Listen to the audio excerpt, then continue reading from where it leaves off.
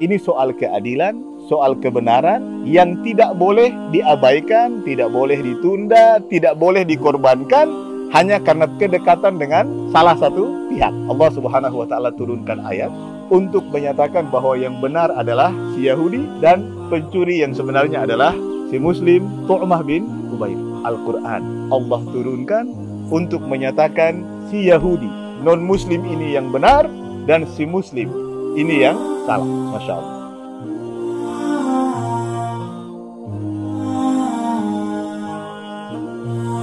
Jadi di Madinah ada satu kabilah, satu suku, itu namanya suku Bani Ubayriq dari kalangan Ansar.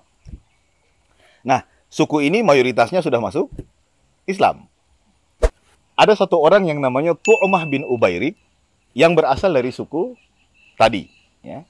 Dia mencuri baju besi, baju yang dipakai saat berperang. Dia dibuat biasanya dari biji-biji besi, dianyam dan dipakai sebagai perisai saat peperangan. Nah, dia mencuri baju besi milik seorang Muslim. Jadi, Tu'mah bin Ubayriq ini Muslim, dia mencuri baju besi dari seorang Muslim yang lain yang bernama Qatadah bin Nu'man. Baju besi itu diletakkan oleh Qatadah di dalam satu karung yang kebetulan di karung itu masih ada sisa tepung. Jadi begitu baju besi itu dicuri, diambil berserta karungnya. Dia bawa, ternyata karung itu ada semacam lubang kecil di bagian bawahnya. Jadi begitu karung itu dia tenteng, itu ada ceceran tepung di jalanan. Nah, begitu dia curi baju besi itu, dia bawa ke rumahnya. Setelah sampai di rumahnya, dia khawatir sekali kalau tertangkap.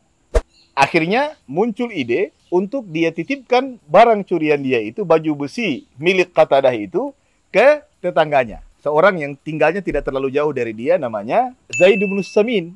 Nah, Zaid bin Samin ini seorang Yahudi, seorang non-Muslim. Jadi, Zaid bin Samin yang menerima saja karena dia menyangka, menduga bahwa ini memang barang titipan. Dia tidak tahu menahu tentang cerita pencurian. Oke. Beberapa hari setelah itu, tidak lama setelah itu, pemilik barang, Qatadah ibn Nu'man dan keluarganya, setelah tahu bahwa ada baju besinya dicuri, mereka mencari. Ya. Nah, mereka melihat ternyata ada bekas tepung yang jatuh dari karung itu. Qatadah tahu memang bahwa baju besinya dia letakkan di karung yang ada tepungnya. Akhirnya mereka ikutilah jejak tepung itu, sampailah mereka ke Tu'mah bin Ubayriq. Mereka nanya, apakah Anda mencuri barang kami, mencuri baju besi kami? Tu'mah menolak. Dia membantah, bahkan dia bersumpah bahwa dia tidak mencuri sama sekali. Lalu, mereka juga tidak bisa bilang apa-apa. Karena barangnya tidak ada, dan Tu'mah sudah bersumpah bahwa dia tidak mencuri. Keluar mereka dari rumah Tu'mah, mereka juga melihat masih ada itu bekas-bekas tepung. Lalu mereka ikutilah bekas-bekas tepung yang berceceran itu, sampailah mereka ke rumah si Yahudi tadi, yaitu Zaid ibn Samin. Masuk mereka, setelah ngobrol, barang itu ternyata ada di rumah Zaid ibn Samin, dan kepada Zaid dijelaskan bahwa ini barang curian milik Qatadah bin Nu'man. Dan Zaid mengatakan bahwa dia tidak mencuri. Zaid menjelaskan apa adanya, bahwa ini barang dititipkan oleh si Muslim tadi, yaitu Tu'mah bin Ubayriq. Jadi perhatikan ya, ini ada 3 orang nih. Ada Tu'mah ibnu Ubayriq Muslim, dia mencuri baju besi dari Qatadah ibnu Nu'man Muslim, tapi dia titipkan barang itu di Zaid ibn Samin Yahudi. Dari cerita ini, Qatadah dan keluarganya bingung nih. Siapa sebenarnya yang mencuri? Dari jejak tepung kan kelihatan tuh, bahwa 2 orang ini terkait. Tetapi, Tu'mah bersumpah bahwa dia tidak mencuri. Zaid juga menjelaskan bahwa barang ini dititipkan oleh Tu'mah kepadanya. Tapi bagi Qatadah dan keluarganya, minimal barangnya ada. Ya, barang mereka aman. Masalahnya adalah, siapa yang salah dan siapa yang benar? Siapa si pencuri sebenarnya? Dalam kondisi kayak begitu, datanglah keluarga Tu'mah bin Ubayriq dari kalangan Ansar yang tadi saya sebutkan, mereka dari Bani Ubayriq, datang kepada Nabi SAW. Jadi mereka mengadukan kepada Nabi, meminta kepada Nabi untuk membela Tu'mah bin Ubairik, keluarga mereka. Karena mereka adalah Muslim, datang kepada Nabi, meminta Nabi sekiranya berpihak kepada Muslim, gitu. Dan biarkan yang disalahkan adalah Yahudi. Dalam posisi itu Nabi juga setelah melihat fakta-fakta, Tu'mah bersumpah tidak mencuri. Barang bukti ada di rumahnya Zaid ibn Samin, si Yahudi. Tentu dari fakta-fakta ini Rasulullah juga sempat punya dugaan, punya perasaan bahwa jangan-jangan memang si Yahudi yang mencuri. Jadi sudah ada semacam perasaan awal seperti itu, gitu. Jadi ada semacam perasaan awal seperti itu. Ada juga semacam keinginan Rasulullah untuk membela Tu'mah bin Ubairik karena fakta itu. Apa yang terjadi? Teman-teman tahu nggak?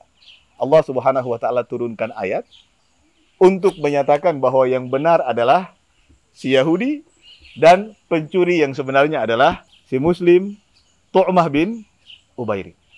Al-Quran Allah turunkan untuk menyatakan si Yahudi non-Muslim ini yang benar dan si Muslim ini yang salah. Masya Allah. Ayat-ayat itu ada di surat An-Nisa ayat 105 sampai kurang lebih 112. Allah berfirman, Inna anzalna ilaikal kitaba bil haqq. Sesungguhnya kami turunkan kepadamu Al-Quran dengan kebenaran, litahkuma bainan nasi bima arakallah, agar engkau memberi keputusan di antara manusia pada masalah-masalah yang mereka hadapi, bima arakallah, dengan apa yang telah diajarkan Allah kepadamu. Jadi keputusan yang harus Nabi berikan adalah keputusan yang benar, apa adanya, ya, keputusan yang adil. Bima arakallah wala takun lil khainina khasima. Jadi Allah langsung bilang, jangan engkau menjadi pembela, jangan membela orang-orang yang berkhianat. Jadi ayat ini sudah mendudukan atau semacam mengingatkan Rasulullah SAW untuk tidak membela Bani Ubairik, yang datang berharap mudah-mudahan Nabi SAW bisa membela Tu'mah bin Ubairik karena kesamaan keyakinan. Karena mereka juga adalah Muslim. Di ayat berikutnya kata Allah Subhanahu wa Ta'ala, "Wastaghfirillaha innallaha kana ghafurar rahima." Justru Nabi SAW diminta oleh Allah untuk beristighfar. Karena sebenarnya sudah ada kecenderungan dari Nabi berdasarkan fakta tadi itu. Walaupun fakta yang terjadi itu berbeda dengan hakikat yang sebenarnya, ya. Nah, Rasulullah SAW diminta oleh Allah, "Wastaghfirillah innallaha kana ghafurar rahima." Beristighfarlah kepada Allah, memohon ampunlah kepada Allah, sesungguhnya Allah Maha Pengampun lagi Maha Penyayang. Subhanallah. Ya. Jadi bagaimana ayat itu turun dan langsung menjelaskan tentang siapa yang benar, siapa yang salah. Dan itu selanjutnya sampai ke ayat 112. Allah berfirman, "Wa may yaksib khati'atan aw itsman tsumma yarmi bihi bari'an faqad ihtamala buhtanan wa isman mubina."